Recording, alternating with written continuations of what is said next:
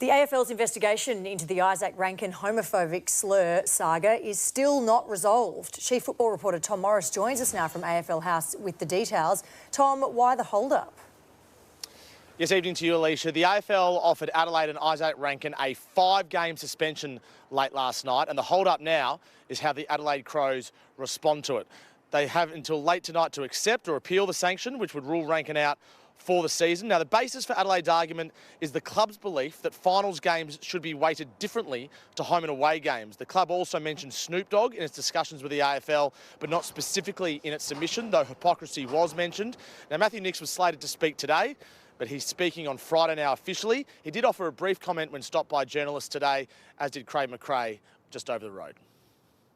Just put support around Izak, because it is a tough thing to go through, and he knows it's going to be tough from here, but we'll work our way through it. As an industry, we've been slow to the party, but we just don't want to accept these behaviours in our workplace. I think no one wants that in their workplace, and the AFL industry is no different. So it's fair to say the Adelaide Crows are trying absolutely everything they can to make sure that Izak Rankine has a glimmer of hope in playing football again in 2025. If it does go to an appeals board, they will be independently moderated, and that could go on for several more days, even into the weekend or next week, Alicia. Okay. Another big name has followed Simon Goodwin out the door as Melbourne continues to make wholesale changes to its football department. Chief Football reporter Tom Morris has the details for us. Tom, who is the latest domino to fall? Yeah, evening, Tony. 2 weeks ago, Melbourne had 2 premiership coaches in its football department, Simon Goodwin and Mark Choco Williams. Now they have none, with news this evening that Mark Williams will be departing the club at the end of the year. Now, he's been a development coach there since the end of 2020, highly regarded, 66 years old, and he is keen to continue his stint in clubland for as long as possible. But, of course, he won't be at Melbourne now. He's been there for 5 years, and he's done, according to people I speak to, an outstanding job. So just continues the clean out at Melbourne. First it was Goodwin, and now Mark Choco Williams gone, and they'll be replacing him as the head of development in the next couple of months. Now, to other news, Luke Jackson will spend the next week in Melbourne. He's been here since late last week. He's here for personal reasons. He'll prepare for the Western Bulldogs game remotely away from his Fremantle teammates, as Justin Longmuir, the Fremantle coach, confirmed today. He's been in contact with the coaches. He's watched our reviews. Sometimes personal circumstances override team preference. So we'll work our way through that. Come Sunday, it won't be an issue at all. And news tonight that Dane Zorko, the Brisbane veteran, has re-signed for 2026. He'll turn 37 in February, Tony, and he's playing as well as ever. Still just a pup. Good on you, Tom. Thanks for that. Collingwood coach Craig McRae admits that Bobby Hill is unlikely to play again in 2025. The Live Wire didn't join his teammates at today's main training session, but he did join the coach for a dinner last night. Trent Neese with more. With 5 losses in its past 6 matches, it seems Collingwood could do with someone to help spark up its side. The reality is that spark is currently benched. Bobby Hill not at training today as he continues to battle his own demons. The young lad's got a lot on his plate. Day by day, we hope he gets better. Hill has played twice since round 16, and with a lack of match fitness, it's now unlikely he'll return this season. Time's running out in the season, and maybe the high performance might be a bit far at the moment, but we'll just take that off the table for now, and hopefully he can get back in the club and then be happy, and then we'll see where we go from there.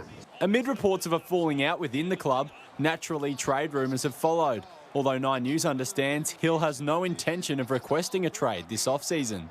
Jeremy Howe will return against his former side. 2023 Premiership player Will Hoskin-Elliott, meanwhile, has told teammates he will retire at season's end.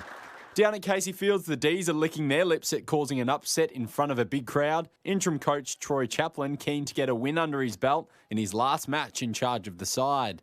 It would be nice, but for us it's around making sure that our performance is a good one. We didn't do that on the weekend. We were disappointed with that result, so expecting a bounce back this week from the guys. And despite a season from hell, good news finally for the D's. Kalani White, son of Jeff, officially committing to Melbourne as his club of choice.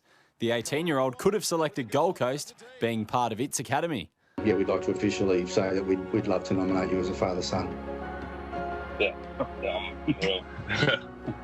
No, thanks for the opportunity. And I said, so if the meeting tomorrow, Tim asked you, and I didn't even get it out, and you said yes. Trent Neese, 9 News.